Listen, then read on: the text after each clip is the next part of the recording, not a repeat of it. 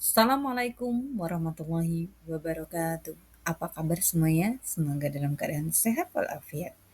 Hari ini kita akan belajar mata pelajaran ilmu pengetahuan alam, yaitu tentang apa itu rantai makanan.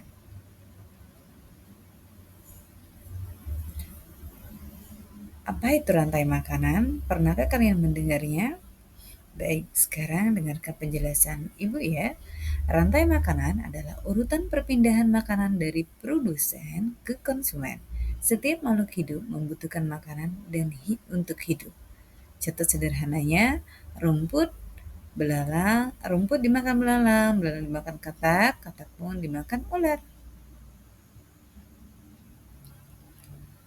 Produsen atau pabrik makanan alami. Siapakah dia? Makhluk hidup yang hidup membuat makanan sendiri. Kebanyakannya berjenis tumbuhan. Tumbuhan adalah sebagai produsen. Proses pembuatan makanan disebut proses fotosintesis. Kalian bisa perhatikan gambar yang ada di depan sini ya. Tumbuhan itu sangat hebat. Mereka bisa membuat makanan sendiri dari sinar matahari, air, dan udara. Proses ini disebut dengan fotosintesis. Tumbuhan adalah awal dari setiap rantai makanan. Makanya dia disebut dengan produsen.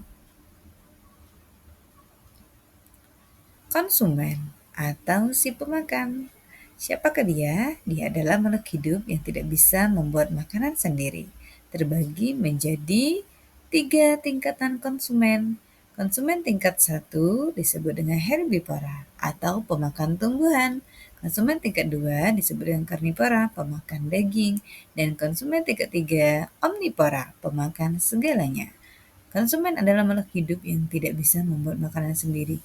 Mereka harus mencari makanan dari makhluk hidup lain. Ada yang suka makan tumbuhan, ada yang suka makan daging, dan bahkan ada yang makan segalanya. Jaring-jaring makanan, rantai yang terhubung. Apa itu jaring-jaring makanan? Kumpulan banyak rantai makanan yang saling berhubungan membuat ekosistem lebih stabil.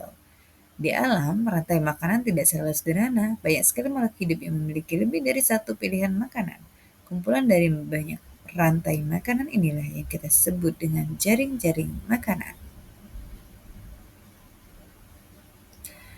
Rantai makanan di hutan. Kalian bisa lihat gambar berikut ini. Di sini ada rumput, kemudian rumput dimakan belalang, belalang dimakan katak, katak dimakan ular, dan ular pun dimakan elang.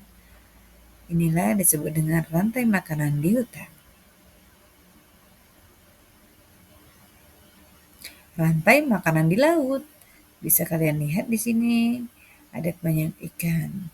Misalnya ikan fitoplankton dimakan oleh zooplankton, dimakan oleh ikan kecil, kemudian dimakan ikan besar, kemudian ikan besar dimakan oleh ikan paus.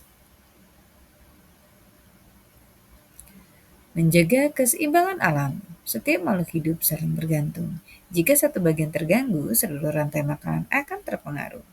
Semua makhluk hidup itu saling berhubungan. Jika kita merusak alam, maka keseimbangan rantai makanan akan terganggu. Kesimpulan apa yang dapat kita ambil pelajaran pada hari ini? Ya, yang pertama, rantai makanan adalah proses perpindahan makanan dari produsen ke konsumen. Kedua, setiap makhluk hidup memiliki peran dalam rantai makanan. Ketiga, kita harus menjaga keseimbangan alam. Jadi, anak-anak, kita telah belajar tentang rantai makanan. Setiap makhluk hidup memiliki perannya masing-masing. Mari kita jaga alam ini agar rantai makanan tetap seimbang. Sekian, terima kasih. Wassalamualaikum warahmatullahi wabarakatuh.